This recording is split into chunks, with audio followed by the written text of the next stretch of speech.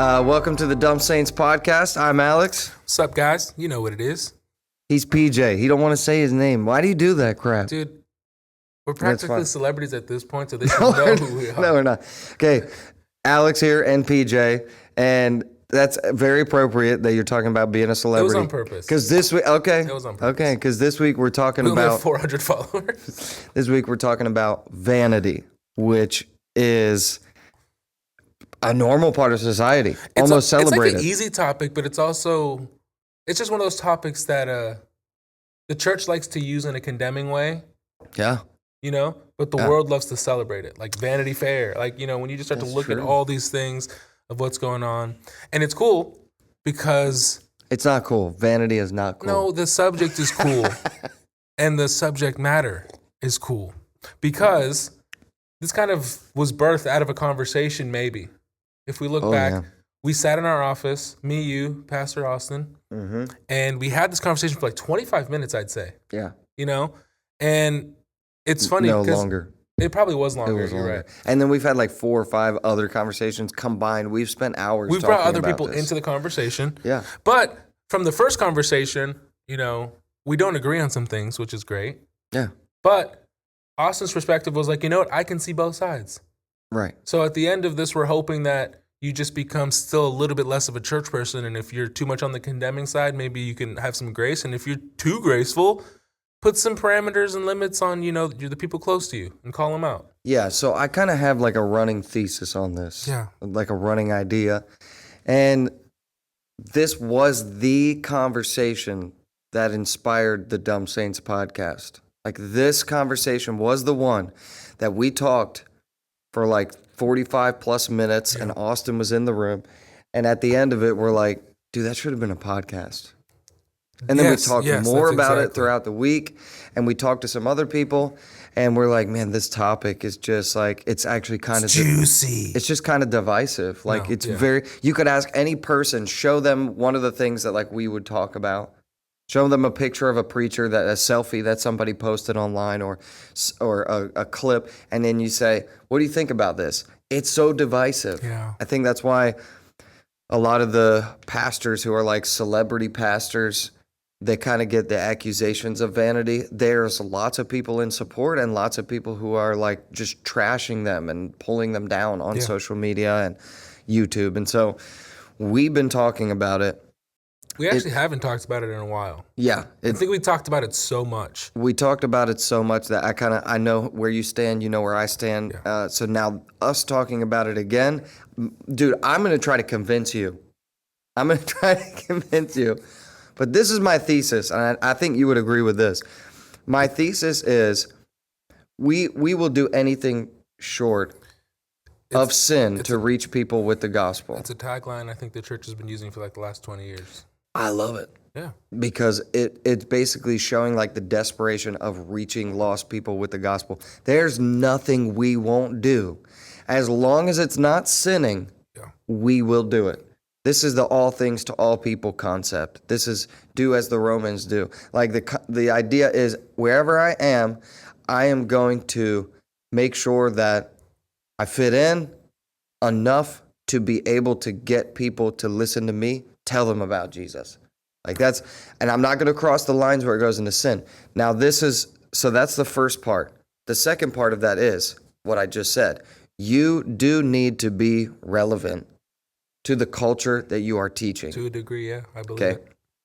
I'm not saying that you have to be like the world to reach the world, but you are in the world. And so if you don't speak the language the world is speaking or understand the concepts that define the world's culture, you will have a much harder time reaching people.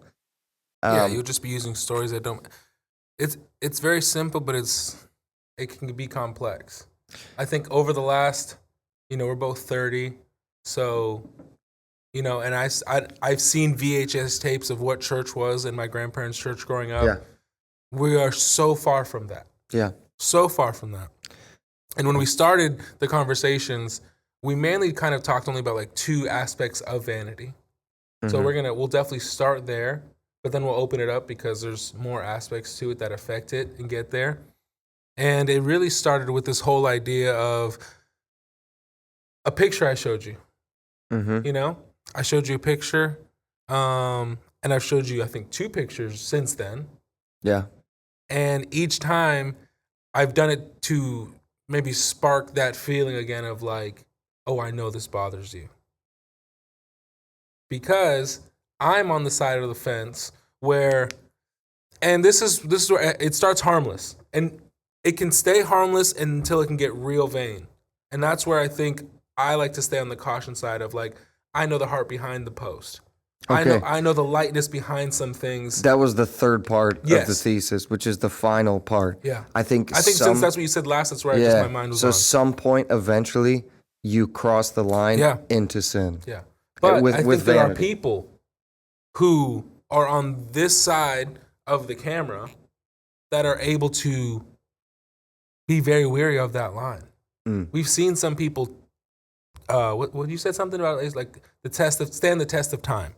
Yeah, We've seen some people. They're still around. You know, they're still. There's not been you get the headlines that somebody's cheating on their wife or they've been stealing money from the church. But even then, there's somewhere that hasn't happened. They've stayed around. But in an aspect of that, they've been able to come back around through His grace, and they have been restored. So I think there's even the aspect of, before we get into this conversation, even if you fall to the self-puffed, I'm the coolest, everyone wants to be me, my accomplishments got me here, I look the best attitude in ministry, before you get there in ministry, you can hopefully understand that there's so much grace, where sin abounds, grace abounds more, so that there's a way back.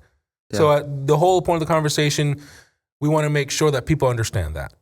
So where it really all started, and how we're going to get into it, is why do so many pastors, because there's a line, they're set apart, they should have a more better aspect of holiness and representing the gospel, right? Yes. We should all assume that. But why do still so many want to get on a platform with very expensive clothes, revealing clothes, in their personal time? Maybe obviously people only see 1% of the pastors on a Sunday morning, but during the week there are a lot of pastors who are allowing people in onto their social media profiles. They're being visible. They're maybe remaining relevant, showing their family. But then in there, sometimes sprinkled is those things that you're just like, you shouldn't have done that. Yeah, so I've mentioned this before, and this is why I've come on the side of being a little bit more apprehensive to say, well, God knows their heart, or well, look at their ministry and the success. The fruit. Look at the fruit. Yeah.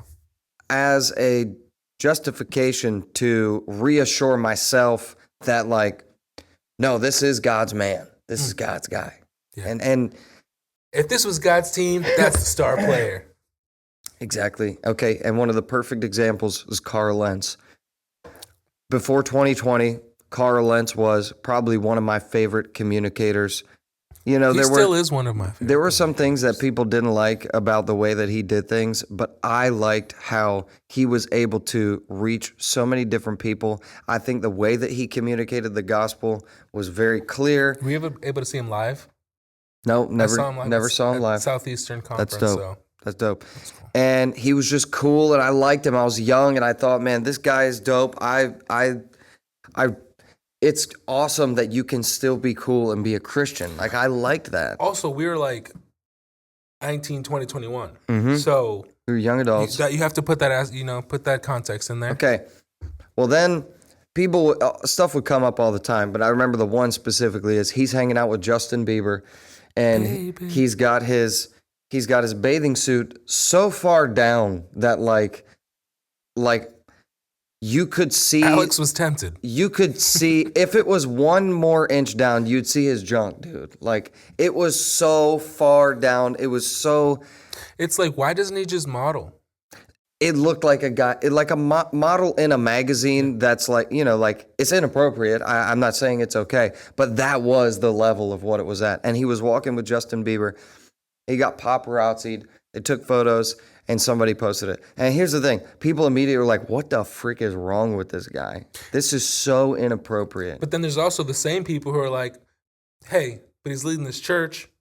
He's married. He has kids. So there's already people in the beginning, because I remember the comments then. Yeah, that was me. I was going, yeah, well, but look at the fruit. Like, God's doing amazing things. Like, you know what? Tens Also, of thousands of people he are didn't hearing know the they're taking a gospel. picture. He's walking on the beach talking, right, or whatever. Yeah, I'm like, what He if a might not wave even know. pulled his pants down and he stood up and then a photographer Yeah. took a photo? I mean, he didn't post that picture. Exactly. You know, and stuff would come up like that with him all the time, and I would always like justify it or have some reason. And the main thing was like, well, he's part of Hillsong.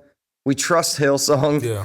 They've been around for so long. They're definitely following God's We're about to leading. sing their songs this Sunday. Yeah, like they're definitely following God's leading. I had literally been to Hillsong Sydney in Australia.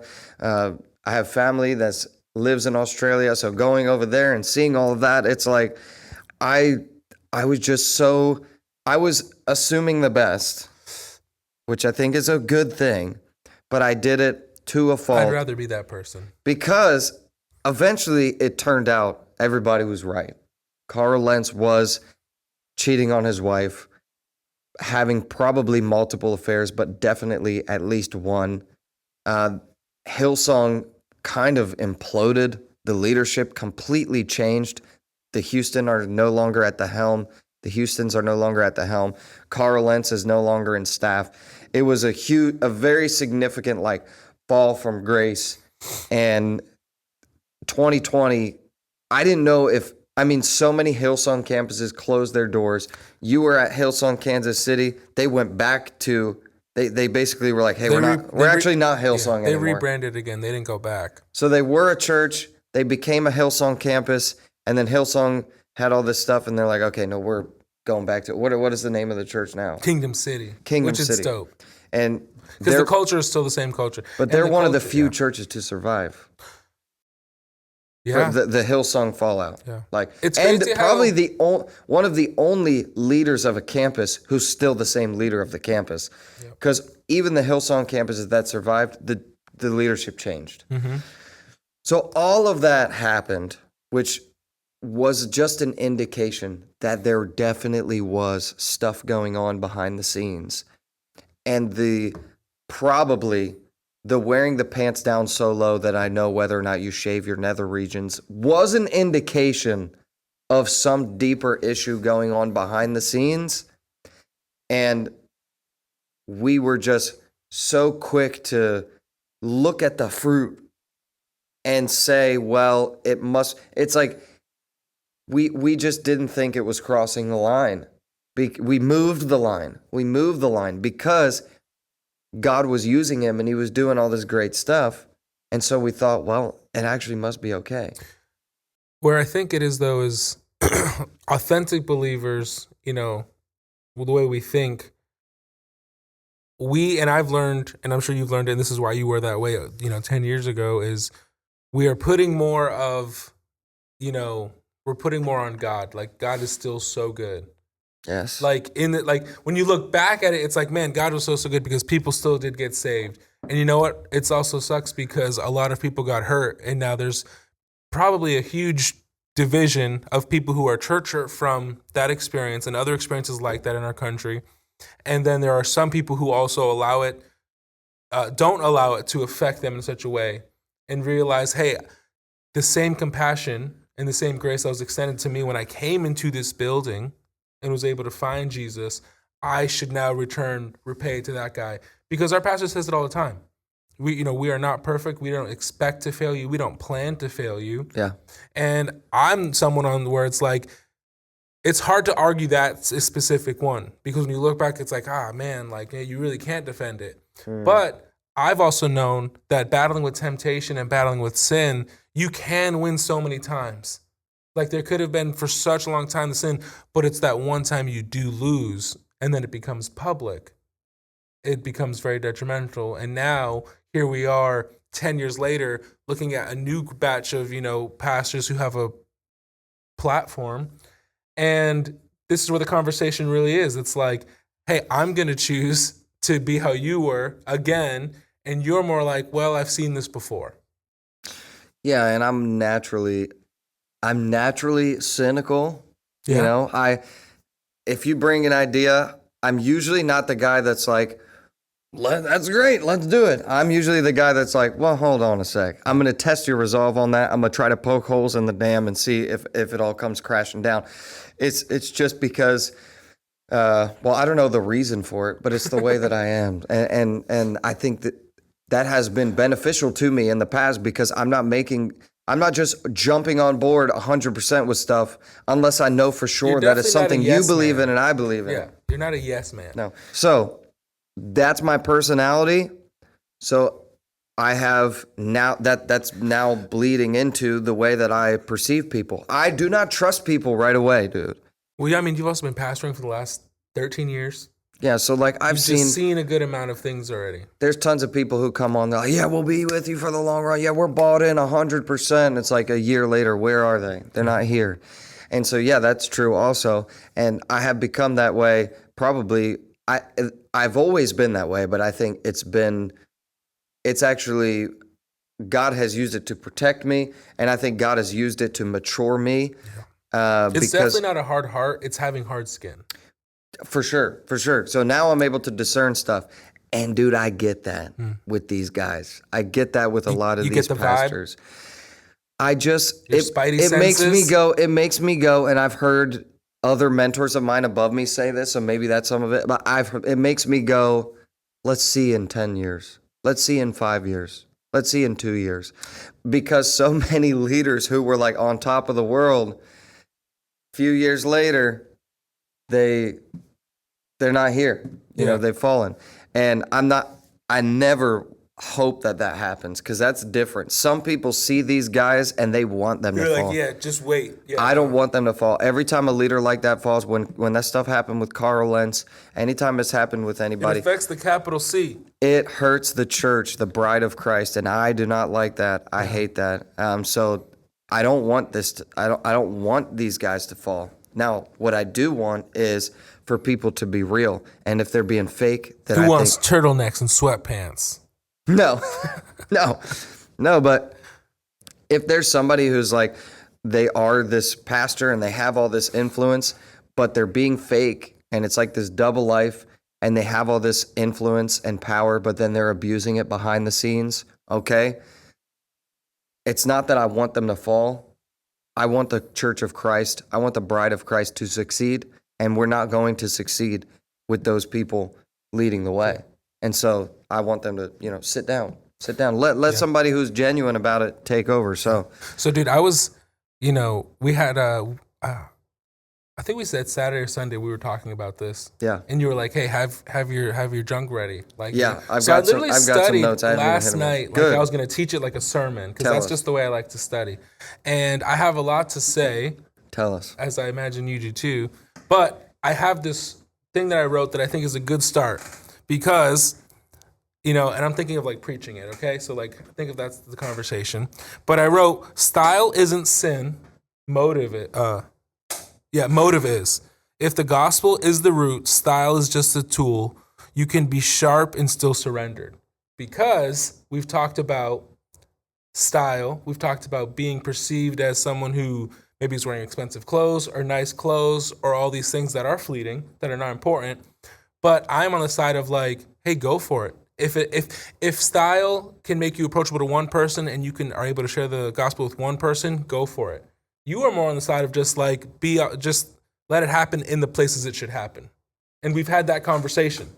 Yeah. Okay. So here's where this came up. This is the beginning of the beginning of the conversation. They've had 3 beginnings. You show me a picture of who? He's the selfie king of churches. The selfie king. I mean, it's kind of crazy. Charles Metcalf. Okay, Charles Metcalf. Who I do enjoy. Who is a great communicator. Dude, I'm going to be honest. I don't follow him. Like, I think maybe that's a thing. I have his book in my backpack. You're invested enough that, like, you know him a lot more than I. I don't know him. I don't know him. Maybe if he sees this, we can hang out. I don't follow him. And I don't know. Maybe I will. If you send me something, I'll listen to it. Well, dude, there's other factors that But this is what happens. You show me a selfie of him. Yeah. And it's just him standing in front of the mirror with his fit for the day. Yes. And was his family in the picture? Or is it just him? No, Okay. just him. It's him by himself. He's feeling himself. He thinks he looks good, and he freaking wants everyone to see how good he looks. He likes his outfit. And social media would probably like it too. He says, and you said this like that, he has said if he wasn't a preacher, he would probably be in the fashion industry. He said that. Okay. I'm quoting what he said. So he expresses himself. A designer. He expresses himself through his outfits. Yes. Okay, so he's got his fit on. He posts the picture on social media for how many followers does he have on Instagram? Do you want me to check right now? Yeah, how many Instagram followers does he have? I have no idea. I know I'm one of them. 153K. All right, so he shares a selfie for 153,000 followers on social media on his Instagram. And I think he had like a nice watch on, maybe like a Rolex or something. The clothes he was wearing... He did have a watch on because we went to conversation. I was like, hey, you can find this for a certain price too. The clothes he was wearing, they were expensive clothes. This wasn't like a Goodwill shop, which he probably does some of those too. He goes thrifting and finds some pieces of clothes and puts them together. But it was like, okay, so you show me that. And I go, what the freak is the point in that? What does that do? And I was just like, he looks cool. Like in the office, I'm like, dude, he just looks sick. So this is what it does. It makes people go, dope. You know, the comments might be 2 fire emojis. Well, it was a story, so it was only up for 24 hours. Okay. That one. So people see him. He's posting this selfie, which it is called a selfie because it is a picture of yourself. Even when you do it off a mirror, it's still a selfie? Mirror selfie, even worse. No, just kidding. Yeah, mirror selfie. Okay, so you're taking a picture of yourself. It is, dude, it's me. It's look at me. Look how dope I am. Look how cool my clothes are. Look at how I'm with it. I'm young. I know what's up. Like, it's cool. What's the name of his book? God Chose Me. Dude. But the sermon series is God Chose You. Now get the book out. Get the book out. And show us the back of the book. I got a couple books in here. I want everybody to know that. It's not just this book. Show us the back of the book. I want people to know, like, I'm holy. Oh. Show us the back of the book. Oh, you don't want to be the one holding it. Okay, you can't. You're going to tag me. You're going to make the thing. It's all pictures of himself. No. His family. There's one picture of him with his kids. Travel. Hold on. There's a picture of him with a coat. Is that Coach? I don't know. Versace? Nah. It could be. It's Coach. He's got a Coach bag, looking good. He's got a picture with him and his wife and his 3 kids. You don't even know if that's him. It's just his legs. That's him. It's 100% him. He's got a picture of him wearing a cowboy outfit with a belt buckle. I don't know. There's a picture of him under a table. This is like a video shoot. Like he's modeling. Dude, but how about the AI jersey? There's a picture of him. Where's the AI jersey? Sixers. Sorry, I forgot. You're not a sports guy. Sorry. What's AI? AI is artificial intelligence. Oh my God, dude. Allen Iverson. Oh my God, I'm an idiot. Allen Iverson. So he's got the Allen Iverson jersey on, which is him and his kid. Well, look. All right, look. This is the point, though.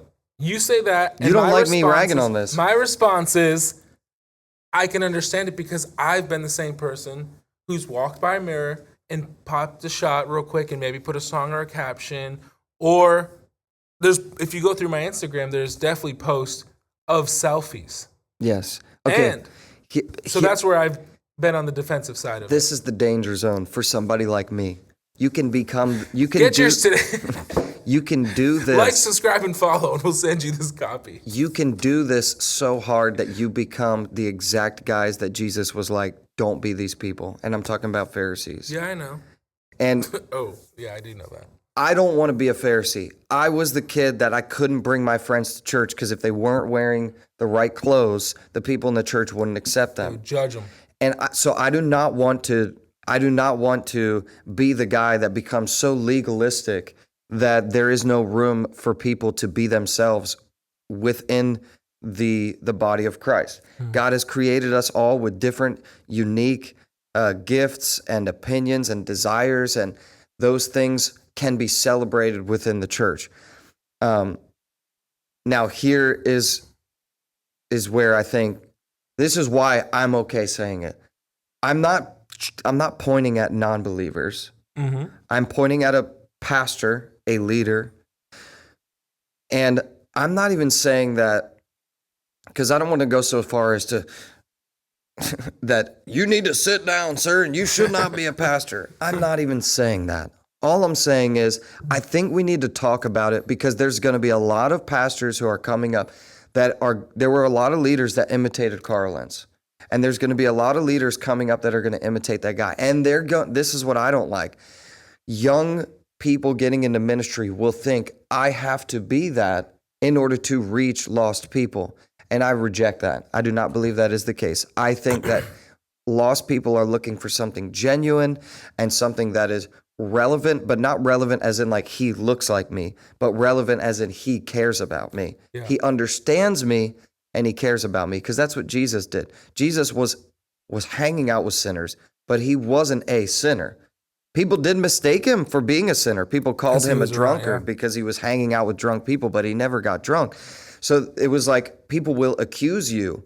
You need to be so familiar with sinners that people could accuse you, but the accusations won't stand up because your character doesn't align. And I think it is a balance for sure. But I do think that eventually you do cross a line and go into sin.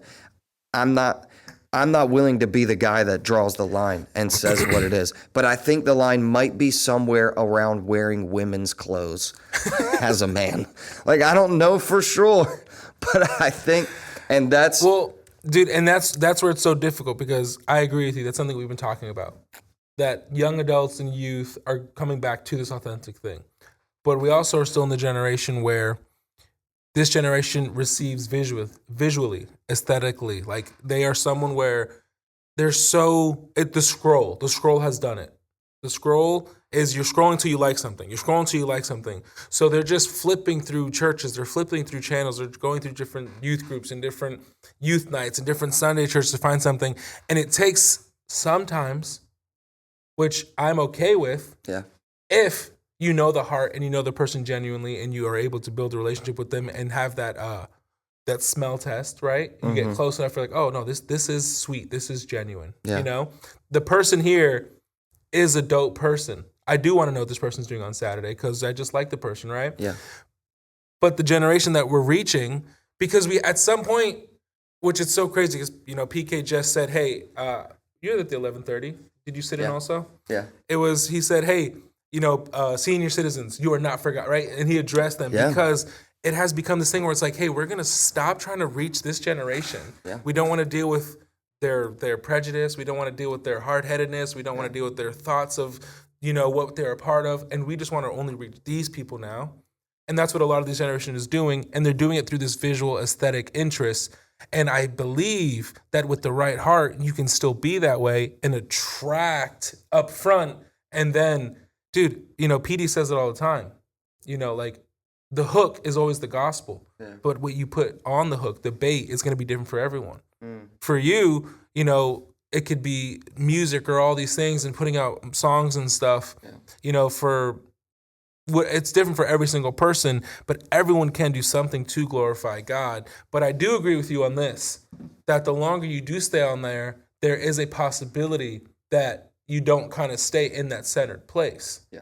And I understand that's where it can get bad, because there's also been times in my life where I've taken a picture, I've thought about posting it, and then I've been like, you know what? Nah.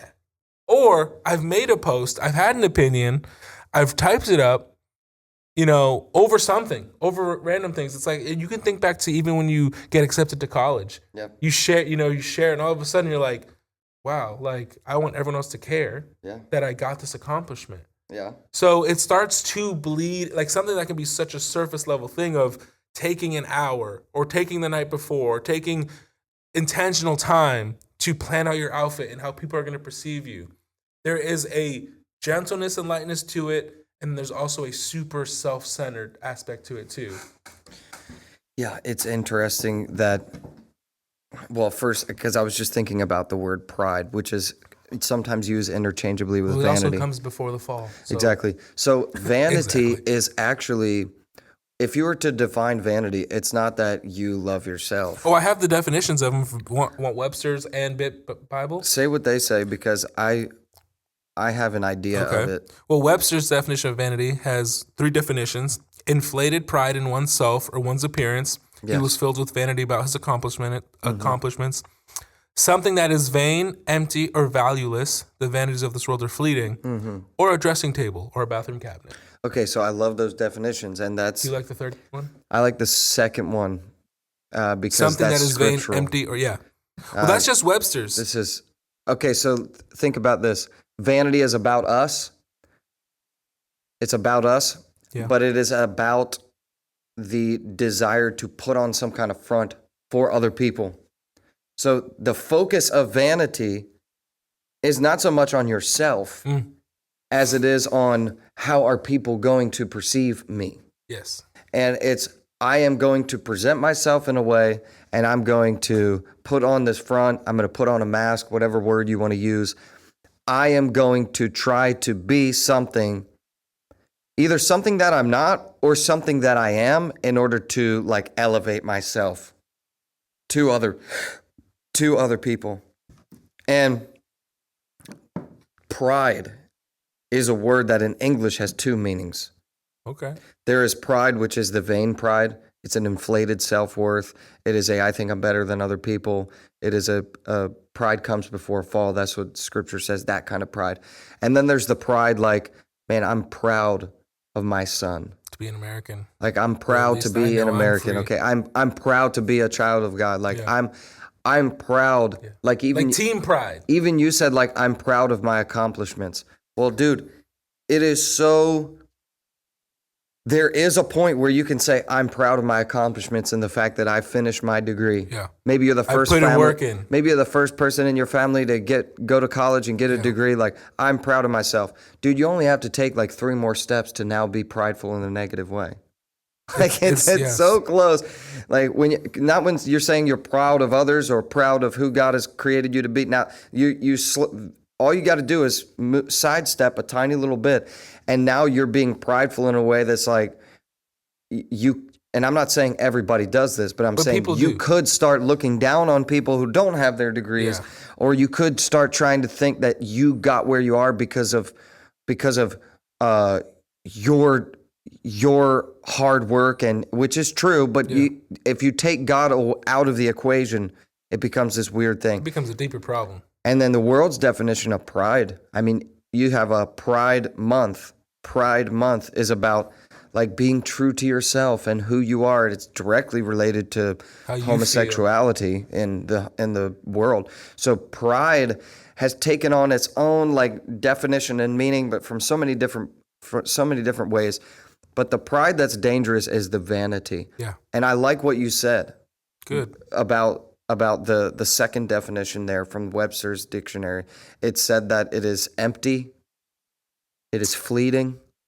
What did it say? Something that is vain, empty, or valueless.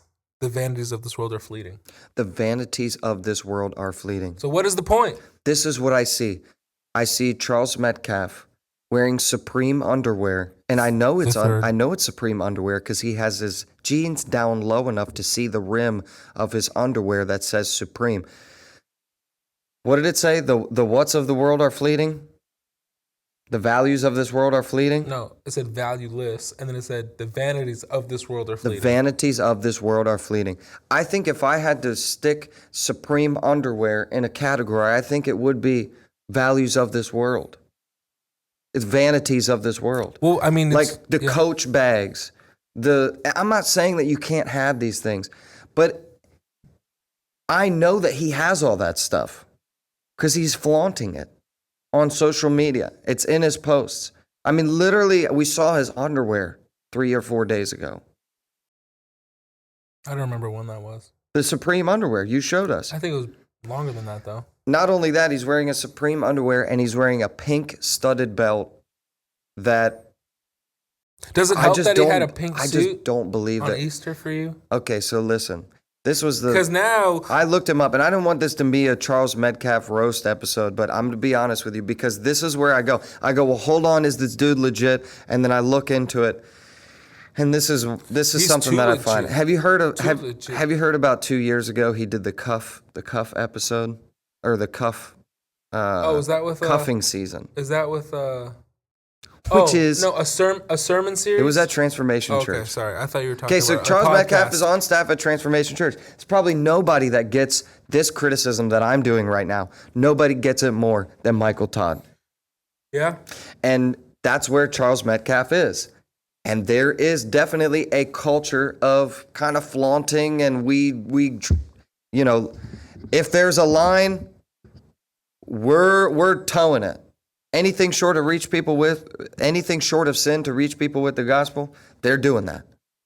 Now they do it to the point where it's like, I think they might be crossing the line sometimes, but I do like their desperation to be relevant to the world so that they can reach people with the gospel. Yeah. I think they've grasped onto this idea and they're running with it, that Jesus taught only through kind of visuals, parables, and like that. Which so he they did. lean super heavy into it. Also, culture matters. Okay. And that culture, The sermon series is called Cuffing Season. This and was the a while graphic, ago? 2 years ago. Okay.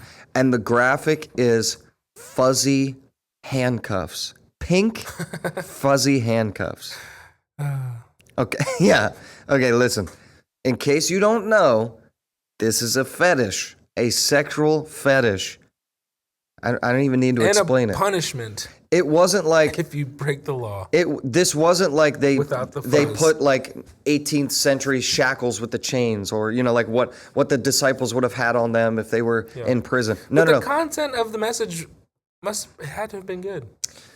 Well, I'm gonna get into that. By the way, have you seen the I know you've seen it, the pastors with props?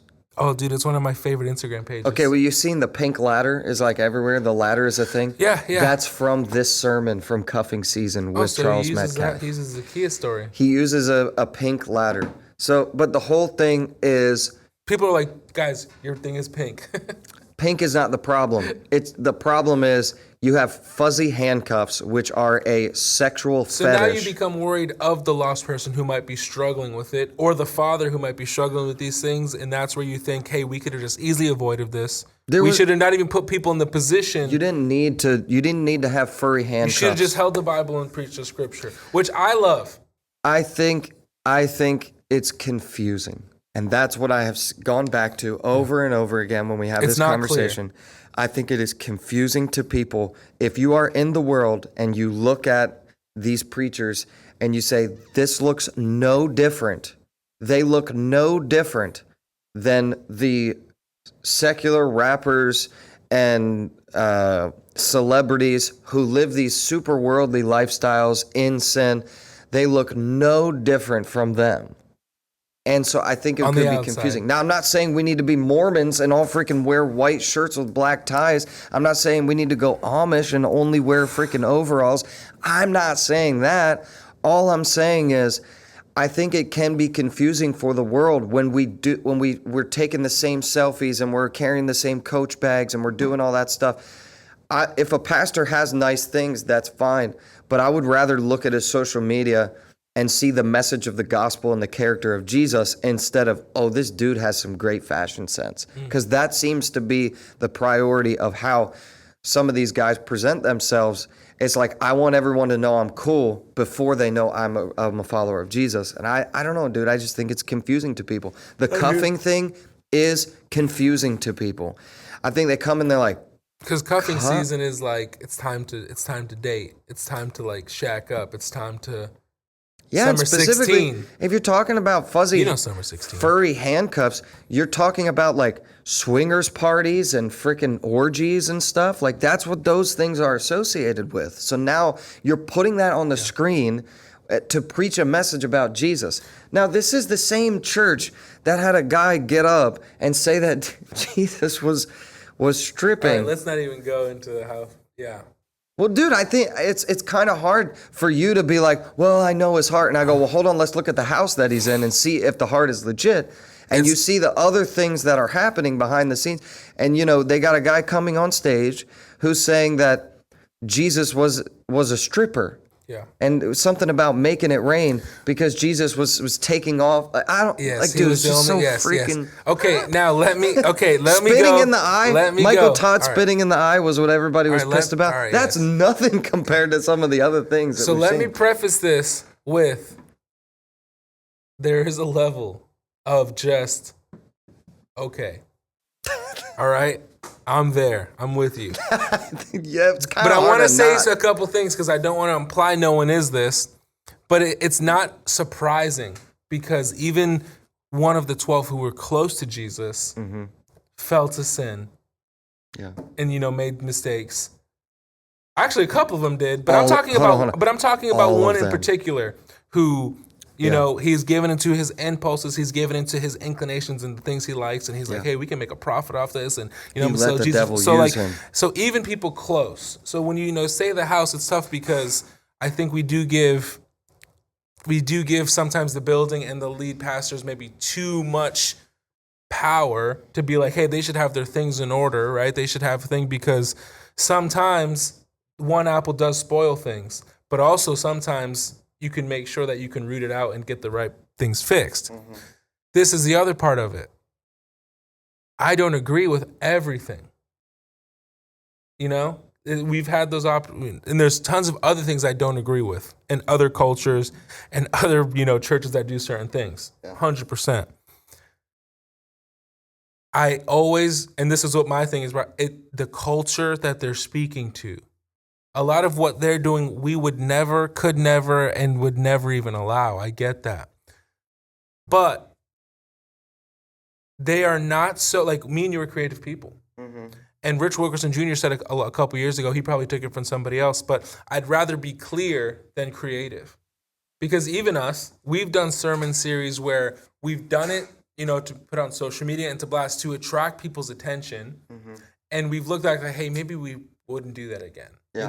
Maybe let's just be more clear and clear up front instead of this like, hey, maybe people perceive it as a bait and switch, which we don't want to be those people because we also do a community baby shower where we are not doing no bait and switch. Yeah. We are completely for the lost and not be like, hey, come to church tomorrow. I think that's why guys like Transformation Church, like Michael Todd and Charles Metcalf, they do this because it makes people go, cuffing season, what the frick? It definitely does. And then they show up to church or they listen to the video. And I do believe people get saved. And then they hear the gospel. Yes. And so I'm like, that aspect of it, I don't necessarily like the way that they do it. But there is that aspect of like, they went for it. That was, to some people that was dope. That was cringe to some people. But in the end, if people are coming to the altar. That's what we say. We say we're grace people. And how hypocritical of me would it be to say, I'm a grace guy. And then we talk about this and I'm a like, grace guy. And I'm like, yeah, I think like some people will be like, he's leading people straight to the path of hell. Like, I don't think, some people I hear the gospel in the message a lot of times, but he is an amazing communicator. But that's how he does it. It's like, first I'm going to grab you with this like sensationalist, like it's going to catch your attention and make you go, hold on, what? And then you go, yeah, because we need to be uncuffed from our sin and be cuffed to Jesus. Like, okay. I get it. I guess I get it. The slave and master scenario is a biblical concept. Yeah. So they're taking these stories and they're putting a relevant... You put fuzz on it, though. To the parallel. The reason why cuffing is relevant in society is because it's a sexual fetish. Yeah. So now you're taking a sexual fetish in order to catch people's attention and then teach them the biblical principle of being a slave to Christ. I think it's confusing, but... The thing is, though, we've seen that you're able to get the same notoriety with just being authentic. Because Jesus, he was never... he walked around in a garment and sandals. But he drew crowds. But he didn't get so wrapped up in the drawing of the crowds. But he knew that, hey, okay, I am visible. I'm going to lean to, he is leaning into that aspect of, there's so many times in the story where he is kind of poking back, Yeah, of course. And he used parables, which were images of things. But we've seen pastors do it the right way. Yeah. Do it just scripture. Yeah. Dude, one of my favorite guys that I love listening to is, Bill Stanley. Yeah. Dude, he starts every message with the joke, then gets into the word with his button-up shirt. I enjoy every time I hear him speak. He has arguably just as big of a following. Billy Graham talks in a KJV voice, has like that twang to him. Yeah. Literally wearing a suit, little straps, glasses. Arguably the most visibly well-known gospel preaching, speaking teacher of our time. Yeah. So we've seen that there is a way to do it inauthentically. But this is the thing, and this is the problem, and this is where we argue. Because for some, they're like, oh, that's so authentic. But I also see the other side of Charles being, that's authentic to who he is too. Mm-hmm. And I am just, and maybe it's because I've made mistakes. Maybe it's because I've been restored. Maybe because it's like, I like to, I was like, hey, I'm going to root for that guy. You know, like if I had to pick one, I'm going to root for that guy. And I have that aspect to me because I was the person who has made mistakes. And like, I've been the person where people are like, told you, that guy.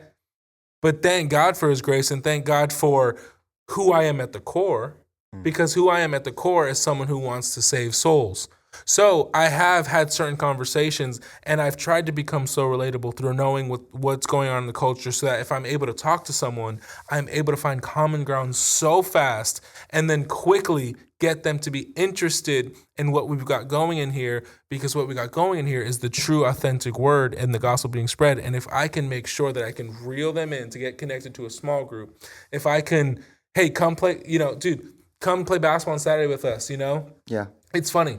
Last Saturday I went out there and Fridge was like, I'm gonna start calling you the swag baller because I like had new sneakers on and like they had different colors on them and I'm wearing a headband with a Nike headband and I have it tied up and my hair, and I literally had my hair in a bun and some people could go, wow, this guy looks like an idiot, or some people be like, oh my gosh, this is like the next Patty Mills. You don't know who that is, but it's a basketball player. But there is a level of intention going into that. It's like, you know what? I could just wear the black shorts with the black shirt. But I'm going to wear the pink shirt with the pink shoes and these sneakers and be loud and visible on the court in a fun way. And it has led to certain relationships where I think people are like, man, you really don't care what people think. And that's where I've gotten to and I think that's where Charles is. And I believe that's where Carl was. And until it gets to a certain point, because then you don't care what people think until you're in the fire, and then all of a sudden you're like, hey, stop talking about me. Like I start to care, right? So I'm with you here. But there is a level of like, I am obedient to what I'm doing. I'm preaching the gospel. I'm sharing the word. I can't say if he's having convictions or not.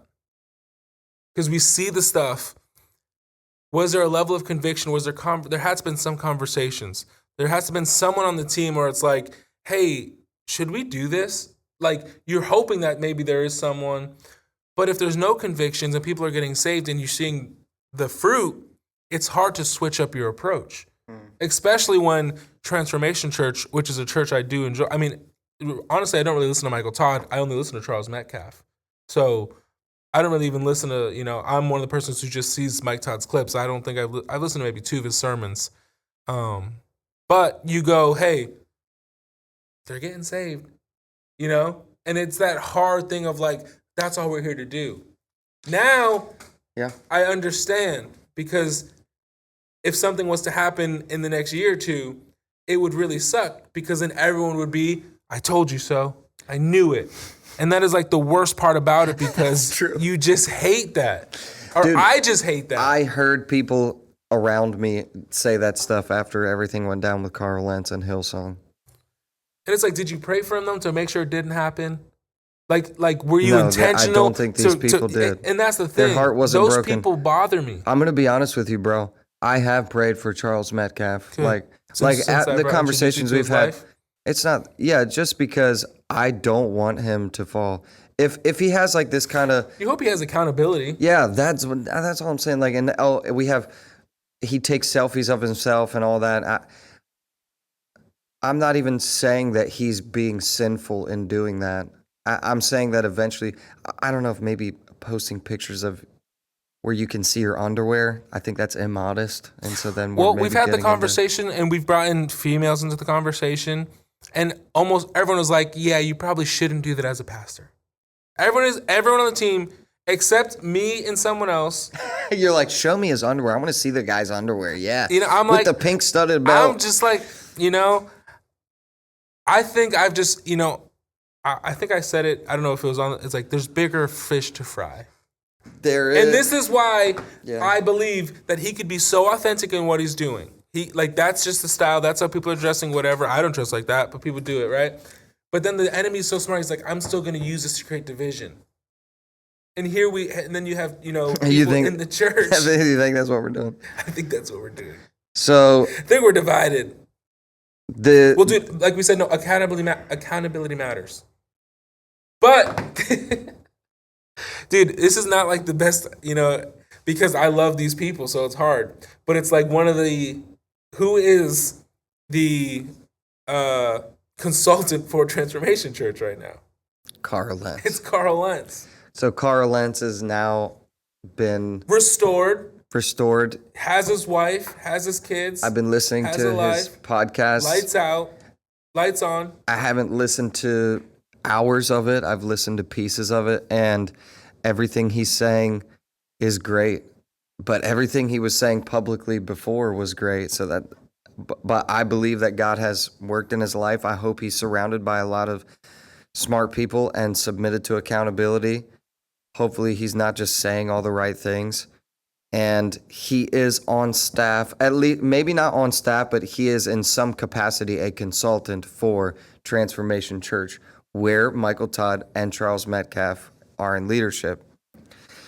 So that's something. I'm not going to say it's a red flag, because I really hope that Carl Lentz is on the up and up. Yeah. And that he's completely turned his life around. So, dude, let's look at some scripture. Is that where you're about to go? Yeah, because the scripture that a lot of that you going Samuel? can be used. No, I'm going to Corinthians. That can be used to support what you're saying. Like, I have to be relevant. I need to look like the people. I need to talk like the people, and I need to. I don't want to impress. Like, I want to relate. I need to be cool, because that's where people are attracted to coolness, and so that's what I think. Okay, so Jesus was cool. The disciples were cool. It doesn't say that. But dude, if you walk on water, you're cool. Okay, that's cool. No, I think Jesus was cool. I'm saying it doesn't say that you need to be. Jesus wasn't that guy. Like, that you need to be cool. Imagine if the Great Commission was like, be cool so that other people will know you are my disciples. Okay. Like, I think it might be easier to spread the gospel that way if that was the rule. I think you're going to be fighting against a lot more. But I'm kidding. But if you're a not cool person and you're like a nerdy guy, you're going to reach nerds better. I don't know. Because I think the nerds want to be cool, so I would take the chance. Yeah, but if you can't talk about the stuff that they care about. Dude, Dungeons and Dragons. Okay. And now you Lego building. Look at these people I know. All right, so 1 Corinthians 9:19 says, and this is Paul. Tech decks are cool. Paul is talking to the Corinthians, which I've actually been in Corinth. Yes, you have. Dope. You told everybody. He said, for though I am free from all, I have made myself a servant to all. Just tell everybody about your vacation. Yeah, for real. For though I am free for all, I have made myself a servant to all, that I might win more of them. Yeah. To the Jews, I became as a Jew in order to win Jews. I like that. To those under the law, I became as one under the law, though not being myself under the law, that I might win those under the law. To those outside the law, he's talking about Jews and Gentiles. Mm-hmm. To those outside of the law, I became as one outside the law, not being outside of the law of God, but under the law of Christ. That people are already confused because, like, is this guy like a Jesus? Like, isn't he a Jewish rabbi? Yeah, like, people already are confused. That I might win those outside the law. To the weak, I became weak, that I might win the weak. I have become all things to all people, that by all means I might serve more. I do it all for the sake of the gospel, that I may share with them in its blessings. That is Transformation Church. Yeah. That is Charles Metcalf. That is Hillsong at their peak. I like it. That is us. We are the same way. We are going to make sure that the way that we present the message, the way that we relate to people, the way that we show God's love is relevant to the society that we exist in. Mm-hmm. And a lot of people will be critical of that, but it's what Jesus did. So I think it's okay. My thesis, as I said in the beginning, is that eventually you can do that so to such an extreme that it does become a problem. That you don't realize You can't the do that danger of forever. the deception of vanity. Let's give an example. Let's say God has called you to reach homosexuals and preach the gospel. Okay, God. How far do you go to relate to homosexuals before it's a problem? It's that because I don't have to necessarily get in a relationship with a guy, but if let's say I go hang out at the no, you don't at all. Let's say, yeah, no, you don't have to. Let's say you go and hang around a gay bar. I think that's as far as you might go. That's okay. It is okay for you to go to a gay bar in order to tell people about Jesus. But you better wear Wrangler jeans. Now listen, jeans. hold on. That's freaking. We could take that clip and freaking put it on social media, and people would roast us saying, you can't go to a gay bar. No. I think you need to go into the dark places. Yes. You be the light. Yes, you can't be a light in the shining day. Yeah. You got to be a light in the dark. Yes. Now you're like, well, then you should invite them to come to your church. No, I don't agree with that. I think that's fine. You can invite them into your church, but I also think that evangelism is a huge part of the model that Jesus gave us. I love Bryce Crawford. You need to go. Okay, just to name an evangelist. It would be okay. Plugging them in. It would be totally fine for you to go into a gay bar and say, I'm gonna hang around, I'm gonna talk to people, I'm gonna meet people, and I'm gonna introduce them to Jesus. Now, go to Coachella. Like, I think that's okay. Now, don't take any acid tabs. Yeah, for real, don't do drugs. Don't put on women's clothes before going into the gay bar. That's what I'm saying. No lip gloss. Let's say you're like, well, if I just show up to the gay bar and be more relatable, nobody's gonna talk to me. Yeah. I gotta fit in. I gotta be one of them. Okay, so now I'm gonna put on a rainbow Jesus leotard. didn't go to the well in an outfit Okay. to talk to the woman at the well. I'm gonna put on a rainbow leotard that's like lace. And in a pink tutu. And I put X's over my nipples in some like suggestive way. And I'm wearing like a, And you're like dancing and it's like, Jesus? It's like, if I show up like that. That'd be so great. That's a hilarious skit. Again, I don't want to go as far as to say that because you put on a rainbow outfit that you're sinning. No, But it's funny now. I'd be the person like, no. Yeah. See, now you're like, now I'm the other side of it because it's like there is, and dude, and that's where it's like, am I a hypocritical, contradicting loser? Because it's like, I'm like, okay, Charles Metcalf can do that. I'm cool with that, Charles, but I'm not cool with James. Doing that. It's funny, dude. But it's just the wrestling of it, and it just goes to like, I have to know my heart. And I need to know your heart. Yes. And I need to know the people close to me's heart. Because even then what we're saying, if Charles Metcalf ever sees this, which I think it'd be cool if he did, Bro, as I said before, what he's doing is being relevant and preaching the gospel in a way that young people will catch it is needed. I just think maybe he might be pushing the limit. But, dude, this is interesting that you said that because you're like, am I hypocritical? Because people initially, when hearing me say this stuff, the accusation is like, well, Alex, oh, my gosh, you're being a Pharisee. Yeah. And it's like, no, I've just taken the logic all the way. And I'm saying there is a line. Eventually, there is a line. I'm not trying to be like this judgy Christian, like. He's not. For people listening, this churchy Pharisee. I'm not trying to be that, but what I am saying is, like, eventually there is a point where you draw the line. We just found where you draw the line. We just found it. Yeah, it's rainbow leotards. That's the line for you. Well, as a gospel reaching tool. If you want to do it in gymnastics, go for it. Okay. If you're gonna reach people with the gospel, you go to a bar. So you go to, it doesn't have to be a gay bar. Let's say you go to a bar. Now, could be a cool Western bar. Is it okay for you to drink? Cowboys. Is it okay for you to drink beer? Well, you can have like one beer. Okay, I don't think it's a sin to have a beer. But if you're having a beer because, well, if I have a beer, then it will make everybody else know that I'm one of them, and then I can tell them about Jesus. And it's like, Yeah, but this is where it's confusing because then you got this guy who's struggling with homosexuality, or you got this guy who's struggling with alcoholism, or in Charles Metcalf's case, you got this guy who's struggling with vanity and wanting to impress other people and not being confident in who he is, so he's projecting this in this way. You take that, it's confusing for those people because then it goes, well, it's okay for me to drink alcohol and be a Christian. Well, it's okay for me to freaking dance and wear. It's okay to dance. Ooh, but I'm glad you plugged that because I was going to bring up 2 Samuel.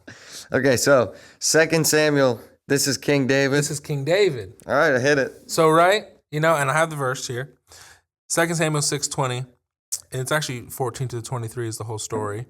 But David, how the king of Israel has distinguished himself today, going around. Oh, this is when she's accusing him. So I'll preface. He's dancing before the Lord in a little piece of clothing. It was revealing. Dude, he was naked. It says a little garment. I think it was like one of those like Grease ones where it was like just a string here. But he's dancing and he is accused. What? Dude, this whole time in my life, I thought he was naked. Look it up. Hold on. Did David dance wearing naked? a linen ephod, a simple priestly garment? It was a moment of passionate worship. Mm-hmm. It was David rejoicing, and all Israel bring up the argument that wearing a linen ephod, a clear indication that he was not naked. Usually reserved for priests and those ministering before the Lord. Holy crap! But this is the thing. This got twisted. Hold on, my whole life I thought David was dancing naked. Church people. David wasn't dancing naked. No, but he was wearing priest clothes. But stuff was probably moving. Stuff was probably happening. A girl sees it.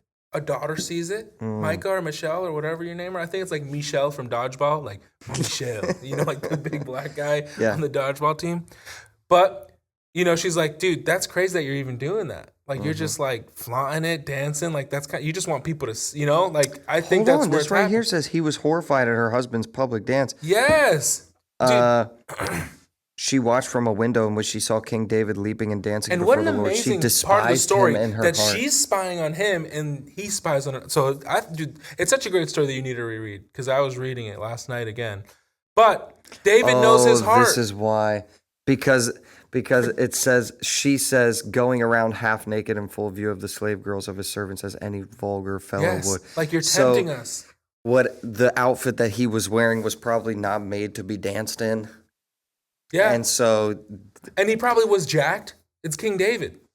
So she's saying, some other translations say he was exposed.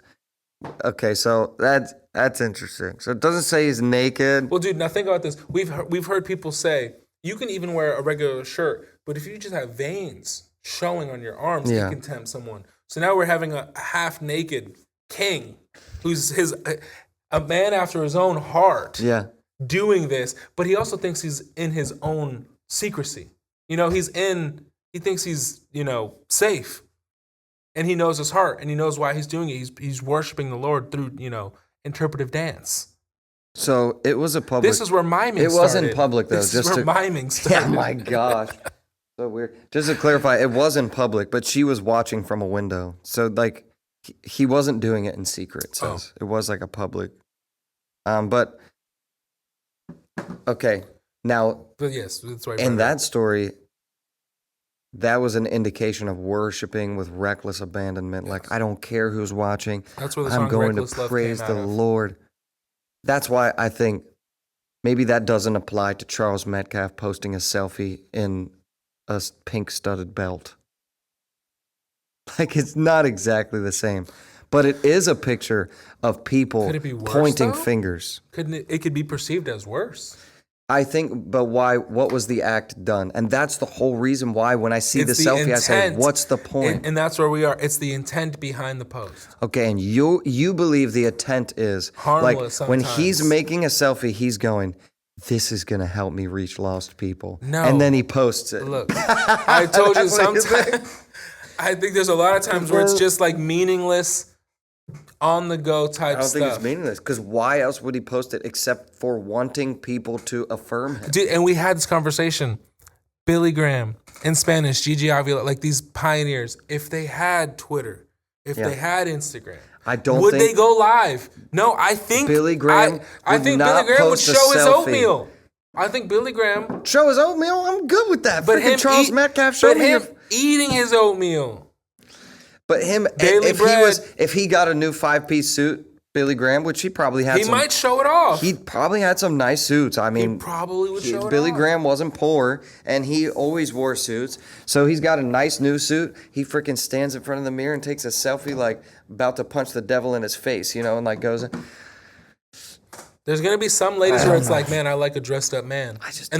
But dude, because this is what we've learned. What's clear to some is confusing to many, and that's where I believe your big problem is. Did you just make that up? Yeah, that was freaking dope. I swear to God, that was nasty. I think that's the whole problem. Yeah, because it's clear to some, meaning like you or other people who understand it, but it's confusing to many, dude. Because the world is looking in. I'm gonna preach that, and the church is looking in, and they're going, "Wait, why is he wearing girls' clothes?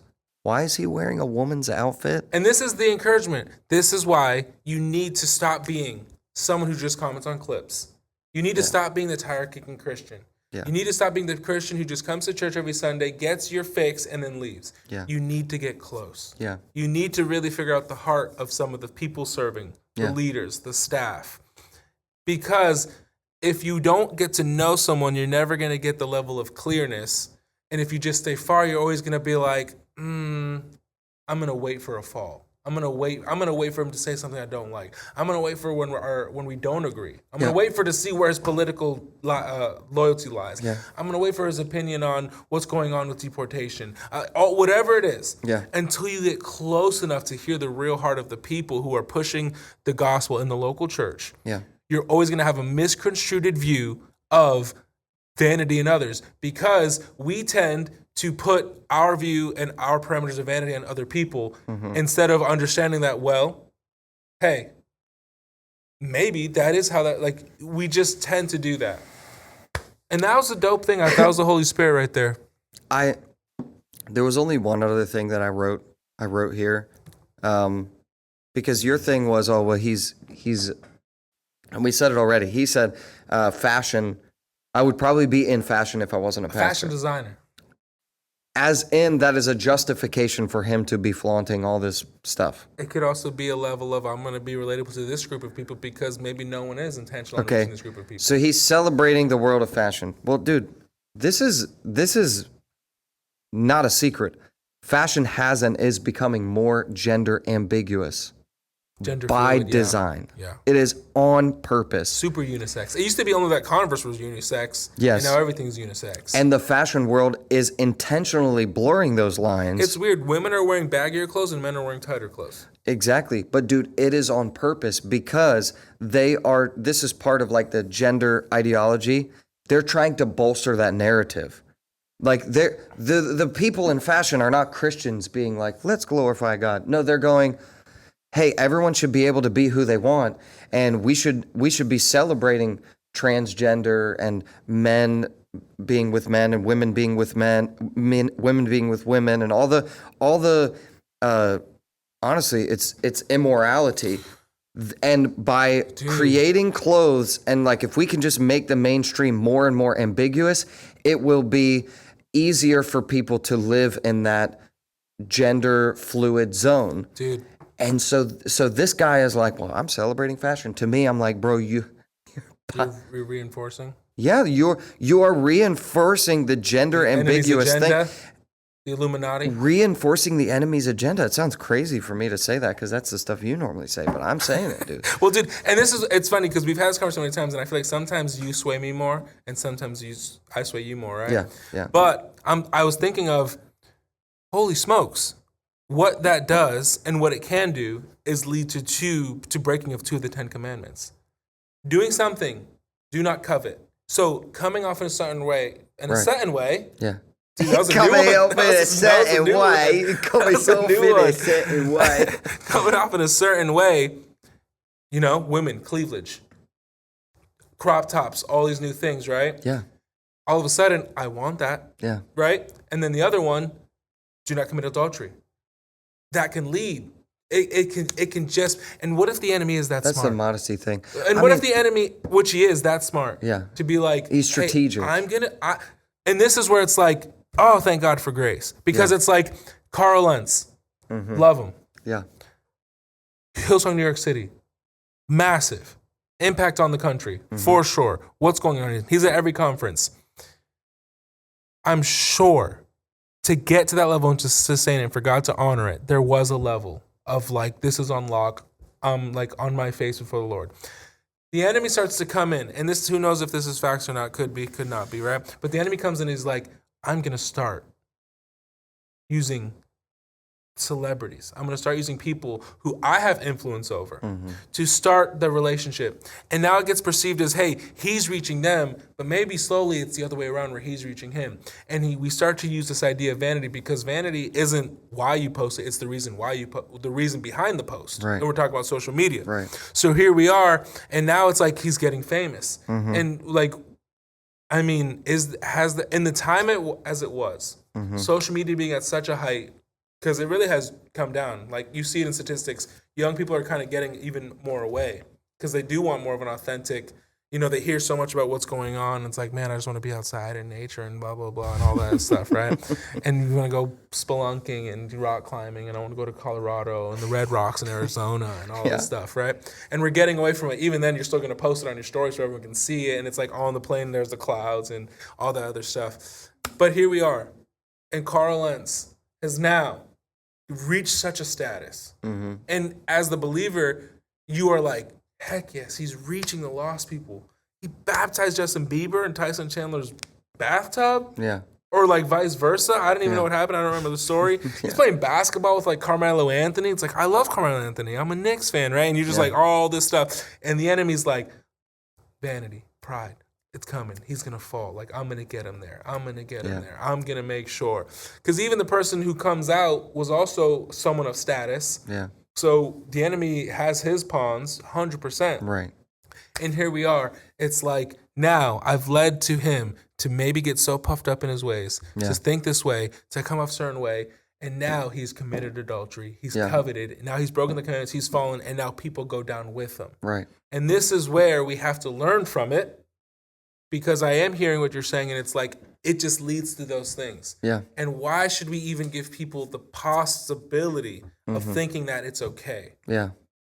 Because we still have that aspect in us. Right. Where our flesh is still so strong some days. And you're like, well, these shoes are dope. Boom. Which, dude, I don't have a problem with. That's a surface level thing. If you like Nikes. But that's where the surface level can start. Yeah. But I do believe that with right accountability, right counsel, right friends, right family, and like an honest relationship with your wife or husband, vice versa, wherever it is, if there's that, and you keep that person centered, you keep that person in check, you make sure that, okay, things are like, this is still like, he had like, because you start to notice in conversations, like, man, this person's changing. Like, when did you get so snobby? Or like, but there's a gradual change before the fall. Usually. And we just have to make sure, and viewer, you have to make sure, in person on TikTok, Instagram, wherever you are, that if there are people in your life that you are aware of these tendencies, don't be the person. Say, hey, I hope in 10 years, I hope they're still doing this. Right. And that's where we are. Because you said something where it's like, oh, but the truth is, in those conversations, we're like, hey, we hope they're still doing it. Yeah, in 5, 10, 15, 20 years, that whole better at 70 thing, that like, I hope that they're still crushing it, because I want that same grace upon me, and I want to still be doing it. But the truth is, we have to make sure that we are preserving a generation and that we are modeling it in such a way. And I do believe culture plays a factor in it. I do believe context and in the city and where you are plays a factor into it. Yeah. But I do believe this is that statement I just made. I think it'd be better if we became clear to many and confusing to less. Yeah. Okay. That's great. Thanks. And we could have ended it right there. But you want to say something? Well, I just want to sum it up with these two things, because there is a warning for the two sides of it that you could be. Yes, go for it. Yeah, good. I mean, the thing that comes up for pastors who are doing this stuff, and I think it's good to have this weight, to wear the weight If you're given the opportunity judged more to harsh. present the So that gospel, plays a part. I mean, the scripture says, not many of you should become teachers serving in an official teaching capacity, my brothers and sisters, for you know that we who are teachers will be judged by a higher standard because we have assumed greater accountability and more condemnation if we teach incorrectly. But that's the warning for the person in the position of Charles Metcalf. This is the warning for the people, us, people watching. The warning for us is, don't become the Pharisee who looks at every guy preaching the gospel and has a big following and say, that's a heretic. Yeah. Or a guy who has nice clothes, preachers with sneakers is a perfect example.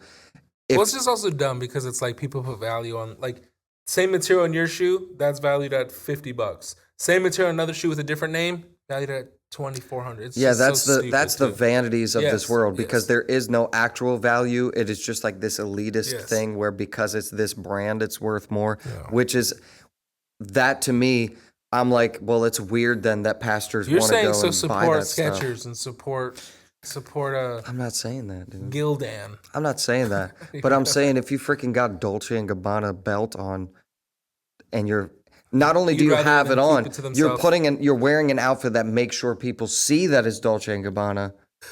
I don't know, dude. It's weird. But anyway, don't be the guy, though, that's a Pharisee and just points the finger all the time and says, you're a heretic and you're going to hell.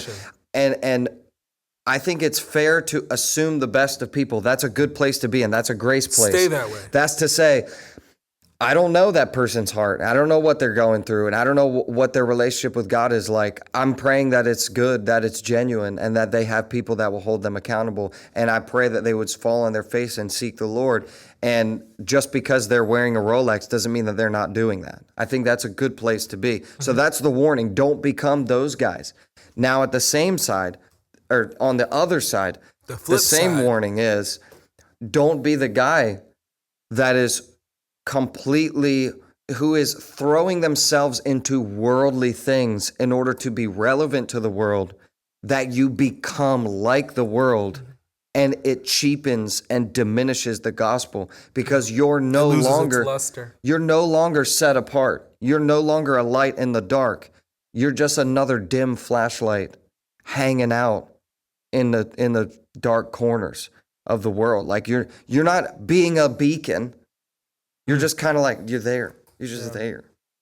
I think that's the other part of it, because we should look different. And I'm not just talking about clothes. Yeah. I'm talking about how we treat people, how we talk to people. How we respond. Yeah. So be focused on those things more than, well, am I wearing the coolest clothes? Am I up with what the latest music is and all that? All those things are fine, but don't be so focused on that you bleed into the sin thing. Don't freaking go to the bar and get drunk with people and argue that it's to reach people for Jesus. That's not what you're supposed to do. Mm-hmm. You can go and hang out with your friends. Be the designated driver. Yeah. Whatever, like, be what Jesus was to people. He wasn't like the sinners. He was with the sinners, but he wasn't like them. So those are the two opposing warnings, because it's weird. You can go one side and end up in sin, and far the other side and end up in sin. Yeah. There is a sinning. You can fall into the enemy's trap on either side of the scale. So we just need to keep Jesus at the center of it all. Jesus at the center of it all. Okay. Do you like that? Was there anything else that you wanted to say? Jesus at the center of it all. Dude, that was good. Maybe it's time to re-audition. I auditioned for Hillsong Worship. Didn't get it. It's a tough one to get on. It's a tough one to get on. You literally were like, I'm going to that was like, I want to be on a football team. I tried out for the NFL. Dude, that's just how I am. It's like I'm playing pickleball, and it's like I only want to do advanced moves. I don't want to get the ball over the net. I want to crush it. Dude, pickleball is tennis for old people. Dude, the old people are the best at it. Well, with that being said, I'm not trying to talk crap on people playing pickleball. Ultimately, the greatest sin is playing pickleball with your friends. Make that a tagline. Just kidding. Pickleball's fine. If you want to do that, that's a great way. Start a pickleball small group. If you want to do that, do so that. you're playing pickleball now? I bought a paddle. Have you ever tried tennis? Yeah. Of course. Why? And ping pong. But pickleball's easier. Yeah. Okay, because they talk about it like as if it's like, no. It's slow, old. This is still recording? Yes. Me and Maddie? Yeah. McClaskey? Yeah. On the kids team? Uh-huh. We beat Ceci and Silas yesterday. So... They've been playing pickleball every day for like freaking 2 years. You played 4 times. So they beat us also, but we ended the day on a win. Bro, maybe you're actually just like a pickleball prodigy. No, I'm just a natural athlete. Okay. And I'm good at everything I do. You're actually saying that like joking, but it's true. That's the problem. and that's the vanity. I literally told him yesterday, I was like, in my head, I'm the best pickleball player here. But I go into that with every approach. Yeah. I like that approach. Now, is that vain? No, vain? That's what I said episode 1. What? I'm the dumbest saint. No saint is dumber than me. No, I think that was episode 2. But when it's the delusional confidence. You do have delusional confidence. But sometimes it works in my favor. Yeah, when you beat Silas and Ceci at pickleball. Guys, watch the whole episode. Yeah, don't take this stuff out of context because I think the greatest pieces are when you look at it from a The big goal picture. is to have a conversation. If you feel that way about someone, have the conversation, have the grace, be open to it. If you are the person struggling with it, start the conversation, ask people what they think of you genuinely, and don't get hurt by what they say. Find yourself back at the center. You're not changing anybody's mind with a freaking YouTube comment or a comment on Instagram or a comment on TikTok. You're not changing anybody's mind. So quit arguing on social media. This is something that we got to work out with God to make sure. This is when King David says, search my heart, O Lord. See if there is any wicked way in me. This is something where you go, hey, God, am I missing the mark? Am I being vain? Am I being prideful? God, you got to show it to me because that's the problem. We don't see it when we're in it. So anyway, this has been a good episode. Dude, I just made a worship song. When you hear that back, put that in. Okay. Amen. That's good. That's our next single. We are the Dumb Saints. Thank you for tuning in. Don't be vain. Be a follower of Jesus. Little vain. Be confident in who God created you to be. Man or woman. I'm a child of God. Yes, I am. This is outro after outro. All right. Love you guys. Peace. Hallelujah.